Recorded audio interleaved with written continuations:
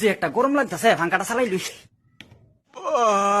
কেডারে আমারে অন করছ? পাঙ্খা চালাই দিছি, গরম লাগতো না, এবার পাঙ্খার বাতাসে একটা ঘুম দেই। কিতারে কিতা কিতা হইছে তোর? বেশি কথা কইস না, এমনি গরম লাগতেছে আমার। তোর গরম লাগলে আমি কিতা করতাম? তোর কিচ্ছু গরম লাগতো না, ঘুরতে থাক, আমি তোর বাতাস খাইতে আইলাম। আমি কি তোর চাউন নি রে যে তোরে বাতাস দিতাম? তোর বাতাস খাওয়ানোর লেগে আমি তোরে আনলাম। পাতাফুরা তুই আমার আনছস না, তোর সৌভাগ্য যে আমি আমার নিজের ইচ্ছাতে তোর বাড়িতে আইয়া ঢুকলাম।